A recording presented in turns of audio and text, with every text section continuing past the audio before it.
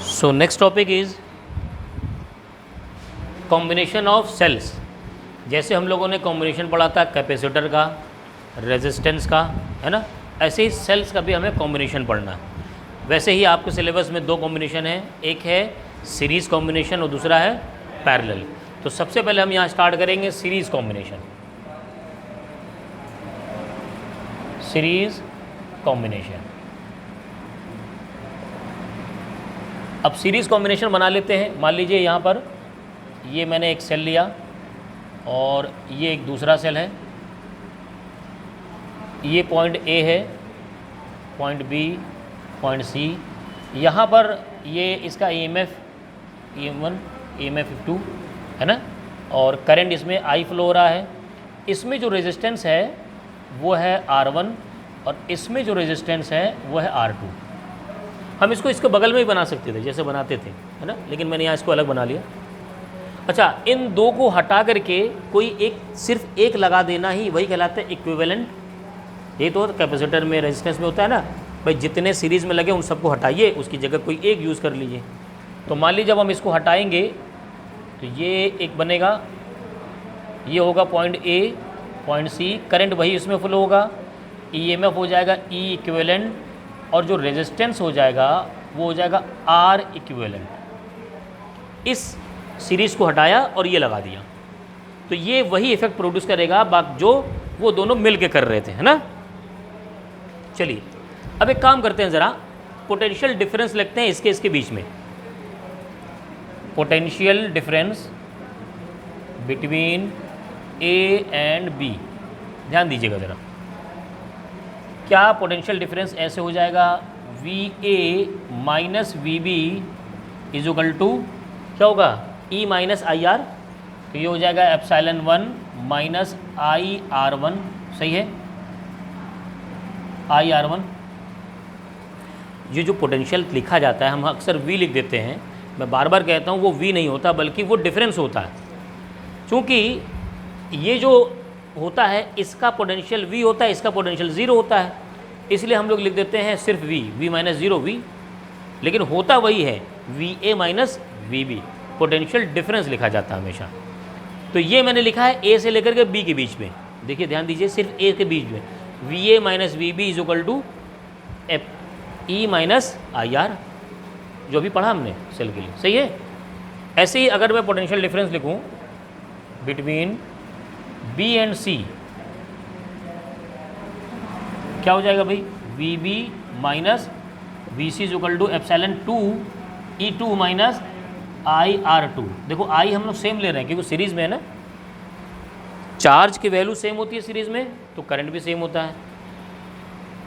अब ज़रा अगर VAC लिखना चाहें, potential difference between A and C, क्या लिख सकते हैं, VA माइनस VC लिख सकते हैं। ज़रा इसको मैं इस कॉम्बिनेशन से लिखूं, VA minus VB plus VB minus VC, हो सकता है। VB कैंसिल हो जाएगा, आएगा VA माइनस VC, सही है ना। क्यों किया है पता चल गया होगा इसको लाने के लिए। यहाँ से VA minus VC is equal to VA minus VB E1 minus IR1 plus E2 minus IR2, समझ में आ रहा है ना। ये VAC तो होगा, VAC कह देंगे इसे। यहाँ से देखो इन दोनों को एक साथ कर लो, ये दोनों एक साथ हो गए, प्लस IR1 माइनस कॉमन ले लो प्लस IR2। यहाँ से E1 plus E2 minus I common ले लिया, R1 प्लस R2, ये है VAC। क्या VAC हम लोग ऐसे लिख सकते हैं, E equivalent minus IR equivalent लिख सकते हैं, यही तो है, E equivalent minus IR equivalent. अब देखो इन दोनों को रिप्लेस करके एक लगा सकते हैं और इन दोनों को रिप्लेस करके ये लगा सकते हैं। इसका मतलब क्या हुआ कि अगर हम सेल को सीरीज़ कॉम्बिनेशन में जोड़ेंगे सीरीज़ कॉम्बिनेशन में, तो ईएमएफ सीरीज़ की तरह जुड़ जाएगा और रेजिस्टेंस भी सीरीज़ की तरह जुड़ जाएगा। यानी सीरीज़ कॉम्बिनेशन में जो ई इक्विवेलेंट होगा वो होगा E1 प्लस E2, ऐसे ही डॉट डॉट एन तक जाएगा, और जो आर इक्विवेलेंट होगा वो होगा R1 प्लस R2। जैसे रेजिस्टेंस जुड़ता था वैसे रेजिस्टेंस ऐड होता जाएगा। सिंपल, समझ में आ गया होगा।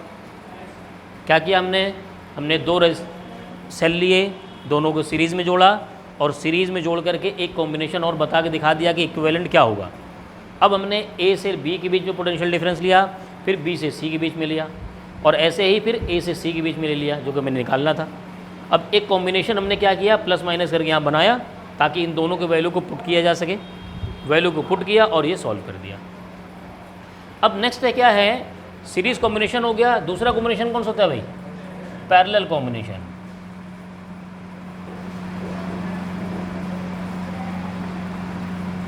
पैरेलल कॉम्बिनेशन बनाते हैं, यहाँ से ये स्टार्ट कीजिए और यहाँ लगा दीजिए सेल, ठीक है, और यहाँ से स्टार्ट कीजिए, यहाँ लगा दीजिए सेल, ठीक है, और ये सेल आगे चला गया यहाँ पर। तो ये पॉइंट हो गया ए, ये पॉइंट हो गया सी, और ये पॉइंट हो गया B1 B2। क्या दोनों पैरेलल में लग रहे हैं, पैरेलल में है। ये हो गया EMF E1 EMF E2। इसका रेजिस्टेंस बनाइए यहाँ पर R1, इसका रेजिस्टेंस बनाइए R2।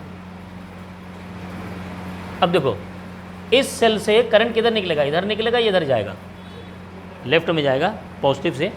तो ये E1 है तो यहाँ से निकलेगा I1, और यहाँ से इधर ही निकलेगा क्या, I2।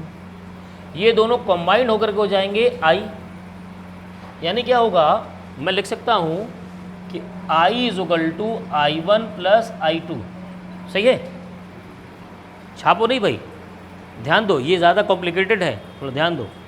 I is equal to I1 plus I2, ये दोनों मिल करके I1 हो जाने। अच्छा, यही क्या होगा, घूम करके फिर इधर से आएगा, तो इधर क्या आएगा, इधर I ही आएगा, और जा करके डिवाइड हो जाएगा। तो डिवाइड होगा, इसको क्या मिलेगा, इसको I1 ही मिलेगा, और इसको I2 मिलेगा। ये हम लोग किरचॉफ लॉ में पढ़ेंगे भी, करंट लॉ जो पढ़ेंगे तो वहाँ मैं और ज़्यादा एलोबरेट में करूँगा, समझाऊँगा। क्लियर, समझ में आया, पैरेलल कॉम्बिनेशन समझ में आया। इन दोनों को हटाइए और एक लगा दीजिए, तो वो जो एक लगाएंगे वो ऐसा रहेगा, point A, point C, EMF, resistance, R equivalent, E equivalent. Clear है भाई, समझ में आ रहा, ये करंट जाएगा। अब बताओ पिछले में दोनों EMF में क्या सेम था, दोनों सेल में क्या सेम था, करंट सीरीज में था तो करंट सेम। इस पर क्या सेम होगा, वोल्टेज, ठीक है। तो दोनों में क्या होगा, पोटेंशियल हम यहाँ पर हम सेम लेंगे, है ना। अब देखो हमें क्या करना है, पोटेंशियल डिफरेंस दोनों का लिखना है और दोनों का करंट लिख लेना है। ठीक है, चलो क्या करते हैं ऐसे, potential difference across B1 B2, कहाँ से कहाँ तक, B1 B2, लेकिन दो रास्ते हैं ना, ऊपर से भी नीचे से भी आ सकते हैं। B1 B2 for first cell, सही है। तो क्या ले सकते हैं, EMF is equal to V minus, इसको लिखें ऐसे, नहीं ऐसे ना लिखो, ऐसे ना लिखो, V is equal to EMF minus R लिखो, पहले के लिए I1 R1 और करंट I1, सही है। हाँ, क्लियर, समझ में आया। ये पहले के लिए लिखा मैंने, अरे V is equal to E minus IR था, वही लिखा है मैंने। अच्छा, V1 क्यों नहीं लिखा, सबको 1 कर दिया तो V1 क्यों नहीं किया, V सेम है इसीलिए। ऐसे ही सेम लिखेंगे हम, potential difference across B1 B2 for second cell,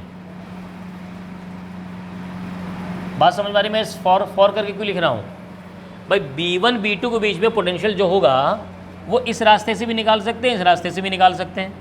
तो इस रास्ते से निकालना हो तो फर्स्ट सेल कहेंगे, और इस रास्ते से फाइंड करना हो तो क्या कहेंगे? Second cell. यानी यहाँ पर हो जाएगा V equal to epsilon 2 E2 minus I2 R2। सही है। अब जरा पहले से I की वैल्यू फाइंड करो। I1 क्या होगा? ये इधर चला जाएगा तो ये हो जाएगा EMF 1 minus V upon R1। सही है, पहला इक्वेशन। और I2 क्या आएगा भाई? ऐसे आएगा EMF 2 minus V upon R2। देख लो सही है ना, कुछ छूट तो नहीं रहा इसमें। इसको इधर लेके आए, पॉजिटिव हो गया, ये इधर चला गया, EMF इधर चला गया, तो E minus V upon R होगा, E minus V upon R। क्या ये कॉम्बिनेशन था I इक्वल टू ये? तो यहाँ पर क्या हो जाएगा? I equal to I1 plus I2। Value रख दो। I1 EMF 1 minus V upon R1 plus EMF 2 minus V upon R2। ठीक है, यहाँ से I इक्वल टू ये माइनस वी तो कैंसिल हो जाएगा, है ना? यहाँ क्या बचेगा? नहीं, ऐसे कैंसिल नहीं हो जाएगा। एलसीएम ले लीजिए पहले।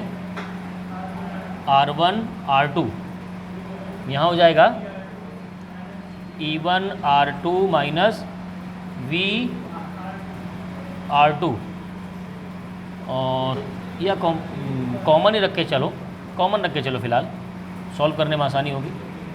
E1 V नहीं, V माइनस V, और यहाँ होगा R2 माइनस E2 V, यहाँ होगा R1। सही है? नहीं, सही हो नहीं रहा। अच्छा, पहले इसको नोट करो ज़रा, फिर देखते हैं इसको। लंबा जा रहा है और शॉर्ट किया जाए। चलो तो इसको शॉर्ट में करते हैं ना, लंबा जा रहा था। शॉर्ट में करने के लिए क्या करो ना, इसको ब्रेक कर दो। एक्चुअल में देखो हमें लाना क्या है, हमें ये पोटेंशियल लाना है, तो V का टर्म हमें ले करके आना है। तो V कहीं ना कहीं से कॉमन लगाएंगे, है ना? क्या करेंगे? कॉमन लेके आएंगे। तो ये कर देंगे हम I इक्वल टू, देखो यहाँ हो सकता है EMF E1 अपॉन R1, एक ये टर्म आएगा, और ये आ जाएगा EMF 2 अपॉन R2, एक साथ आ सकता है। ठीक है, अब उसके आगे देखिए, यहाँ होगा माइनस V अपॉन R1 और यहाँ होगा माइनस V अपॉन R2। तो यहाँ से माइनस V कॉमन ले लो, ये हो जाएगा 1 upon R1 plus 1 upon R2। सही है? V upon R1 V upon R2 दोनों माइनस में थे तो माइनस कॉमन ले लिया। अब एक काम करो, इस टर्म को इधर लेके आओ और I को उधर लेके चले जाओ। तो ये जब टर्म हम इधर लेके आएंगे और साथ ही साथ इसको सॉल्व भी कर लेंगे, तो ये हो जाएगा R1 R2, और यहाँ आ जाएगा R1 प्लस R2। मतलब मैं इसको लेफ्ट में लेकर गया भी हूँ और साथ ही साथ मैंने एलसीएम लेके सॉल्व भी कर लिया। इज इक्वल टू ये क्या हो जाएगा? R1 R2, ये हो जाएगा R1 R2, और यहाँ हो जाएगा EMF 1 R2 plus EMF 2 R1। या इसको ऐसे भी लिख सकते थे, कोई दिक्कत नहीं थी। और ये टर्म उधर जाएगा तो हो जाएगा माइनस I। सही है? अब एक काम करना है, हमें V की वैल्यू निकालना है। तो ये जो टर्म है इसके अपॉन में जाएगा। अब इसके अपॉन में जाएगा तो सीखिएगा, देखिए क्या होगा। V इज इक्वल टू ये हो जाएगा EMF 1 R2 plus EMF 2 R1 upon R1 R2। ये इसका नीचे जाएगा तो इसको पलट करके ऊपर कर देंगे, R1 R2 upon R1 plus R2 minus I R1 R2 upon R1 plus R2। देखिए सही है? ये टर्म जब उधर जा रहा है तो पलटेगा सब में, इसमें पलट गया, ये ऊपर चला गया, उसमें पलट गया। अब देखिए यहाँ से क्या कैंसिल हो गया? R1 R2 कैंसिल हो गया, है ना?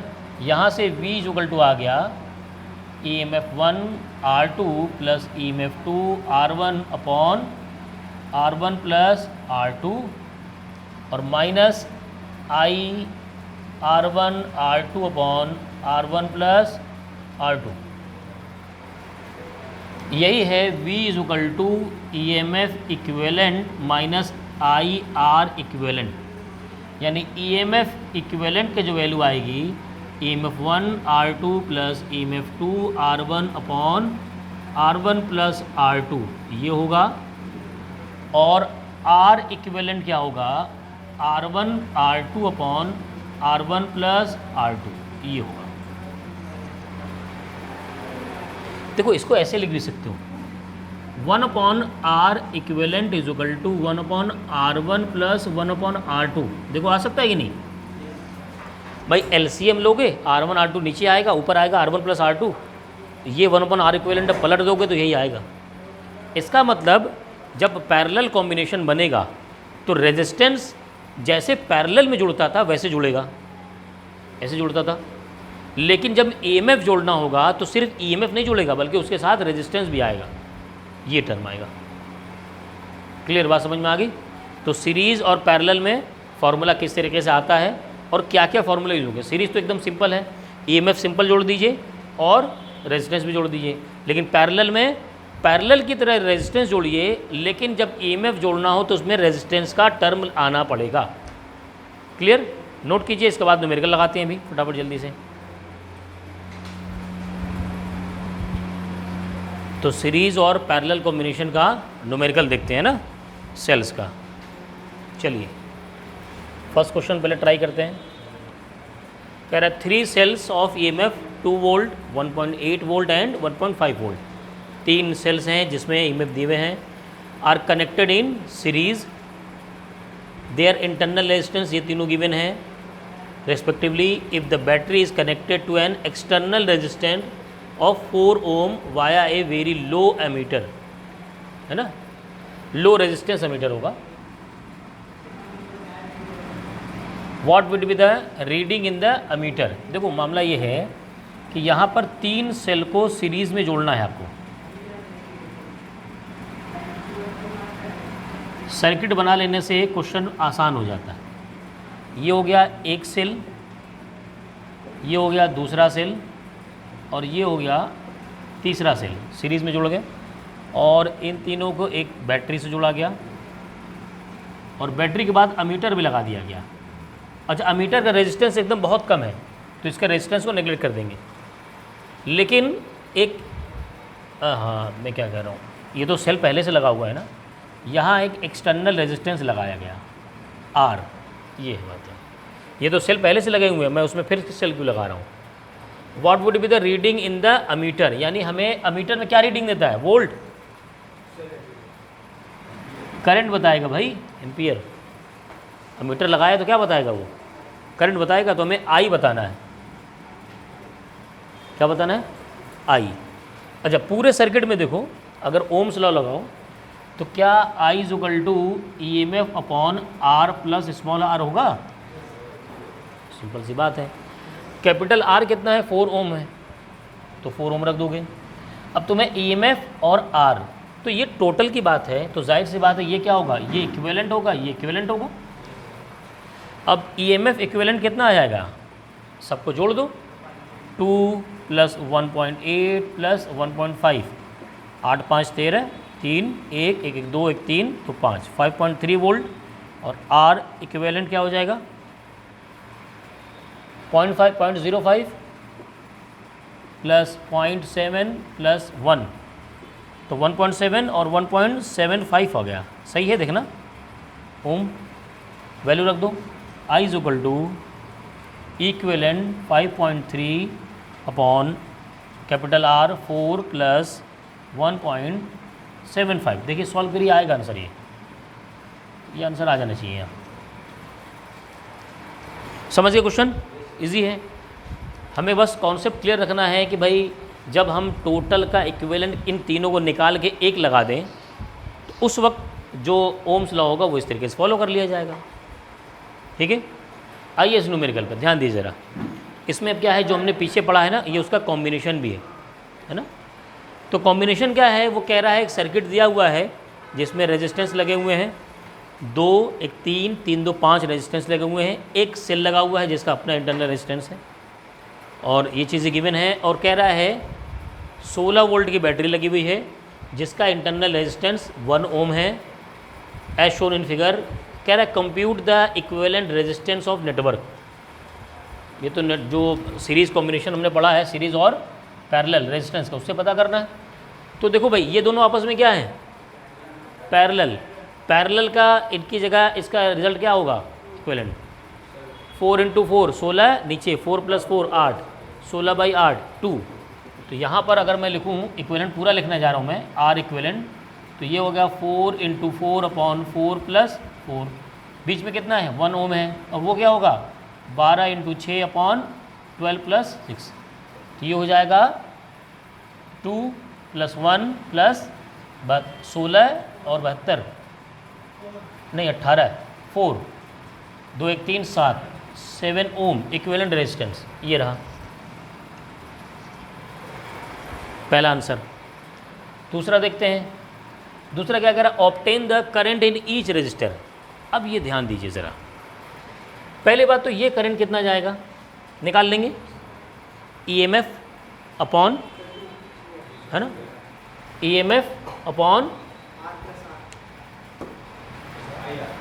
IR लगा देंगे सीधे, यानी ये जो करंट होगा I = तो आप इसको जब ये 16 वोल्ट ले लेंगे ना, तो इसके रेजिस्टेंस को लेने की ज़रूरत नहीं पड़ेगी। कितना आ रहा है भाई, EMF E/, ऐसे लेगा लो R + R। चलो अच्छा देखते हैं EMF कितना है भाई, 16 वोल्ट अपॉन R 7 + R 1, ये आ जाएगा 2। चलो तो I = 2 एम्पियर, एक ये आया। अब ये जो I = 2 एम्पियर है, ये जाके ब्रांच में डिवाइड हुआ, ब्रांच में डिवाइड हुआ, है ना। अब एक बात बताओ, इसके अक्रॉस जो पोटेंशियल होगा वही पोटेंशियल इसके अक्रॉस होगा, क्योंकि दोनों पैरेलल हैं, ठीक है। तो मैं क्या लिख सकता हूँ, पोटेंशियल डिफरेंस अक्रॉस AB, तो ये हो जाएगा VAB = हम क्या लिखेंगे, V = होता है I × R ना, I कितना है I1 और R, तो ये हो जाएगा 4I1 होगा, ध्यान दो 4I1 V, और ये कितना होगा, ये भी 4I2 होगा, 4I1 = 4I2, सही है। इसके अक्रॉस जो पोटेंशियल है वही पोटेंशियल इसके अक्रॉस होगा, और पोटेंशियल का फॉर्मूला होता है I × R, तो I × R दोनों बराबर कर दिया। यहाँ से क्या आ गया, I1 = I2। क्या आपको यहाँ से देख के नहीं लग रहा है I = I1 + I2 होगा, ये जो I गया है यही तो डिवाइड हुआ,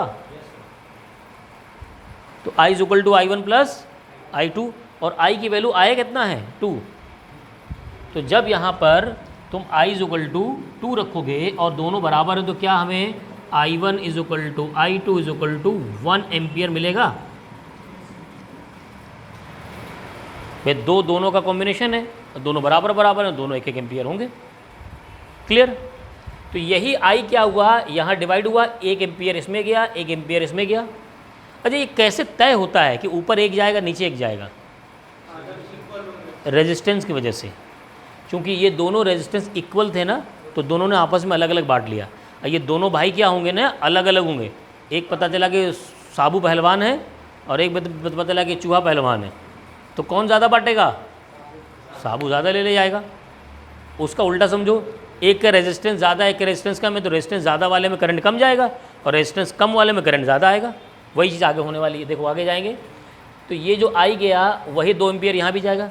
अब इधर बटेगा इधर बटेगा, किस में ज़्यादा जाएगा बताओ, नीचे वाले में, क्योंकि रेजिस्टेंस कम है तो करंट ज़्यादा होगा, सही तो बात है। तो यही काम यहाँ करते हैं हम। चलो अब क्या करते हैं, हाँ रेजिस्टेंस ज़्यादा हो तो करंट कम हो जाएगा। तो देखो यहाँ करते हैं, अब यहाँ पर अगर मैं पोटेंशियल डिफरेंस लिखूँ अक्रॉस ये पॉइंट सी है, सी डी, तो वी सी डी लिखेंगे, ये हो जाएगा 12I3 is equal to 6I4, सही है। इसके क्रॉस जो पोटेंशियल होगा वही एक पोटेंशियल क्रॉस इसके क्रॉस होगा, पैरेलल है। इसके क्रॉस होगा V into is equal to I R, देखो बराबर कर दिया, सही है ना। 12 और 6 तो था, तो क्या यहाँ से आ गया I4 is equal to 2I3 आ गया, 6 से डिवाइड कर दिया, I4 is equal to 2I3। क्या हमें पता है I3 is plus I4 is equal to 2, ये जो 2 एम्पियर आया था वो बटा, फिर आगे मिल गया, फिर बट गया ना, वही तो होगा 2 एम्पियर। तो यहाँ से देखो I3 तो हमें पता है, ऐसे रह देते हैं, I4 के जगह लिख दो 2I3 इज इक्वल टू, यहाँ से यहाँ ले आए, क्या हो जाएगा 3I3 इज इक्वल टू 2, तो I3 की वैल्यू 2/3 एम्पियर। एक आंसर और आ गया, ये रहा। अब जब I3 आ गया तो I4 निकाल सकते हैं इसी में रख के, I4 हो जाएगा 2 minus I3, 2 minus I3 2/3, 3 6 minus 2 4/3 ampere, ये रहा, आ गया। ये क्वेश्चन हो गया, बी हो गया, ए हो गया। क्या कह रहा है भाई, तीसरा क्या कह रहा है, obtain the voltage drop A B B C C D, निकल जाएगा। देखो ए बी निकालना होगा तुम्हें, किसी एक पे निकाल लो, किसी एक पर निकाला तो था ए बी ने, ये रहा 4I1 4I2, किसी कोई एक के निकालो, 4I1 तो 4 इंटू I1 की वैल्यू 1 था ना, तो 4 वोल्ट होगा, ये रहा, आंसर मिल गया। दूसरा क्या है B C, V B C, ध्यान दो बी सी, तो इसमें करंट और इसी का रेजिस्टेंस, करंट कितना जा रहा है, इसमें करंट कितना है भाई बताओ, 2, हाँ इसमें 2 होगा इंटू करंट रेजिस्टेंस ओम, तो ये हो जाएगा 2 वोल्ट, ये 2 वोल्ट आ गया। आगे क्या पूछ रहा है, V C D, V C D, C से डी के बीच में, चाहे इसमें निकाल लो चाहे इसमें निकाल लो, दोनों तो पोटेंशियल सेम होगा, कोई एक निकाल लो। चलो मैं इससे निकाल लेता हूँ, 6I4 लिखा जाएगा ना, ये हो जाएगा V equal to I I4 into R, कितना है 6, I4 की वैल्यू रख दो 4/3 इंटू 6, 24/3, 8 वोल्ट आ गया। क्लियर। तो हमने ये देखो यहाँ ब्रांचेस भी सीख ली सारी, है ना। अब इसका हम बहुत ज़्यादा बेनिफिट हम उठाएंगे जब किरचॉफ लॉ पढ़ेंगे, ये चीज़ें वहाँ बहुत मिलेंगी, है ना। तो इस चीज़ को बहुत अच्छे से रिवाइज़ करके आना अगले लेक्चर पर, ठीक है। तो आगे पढ़ाएंगे।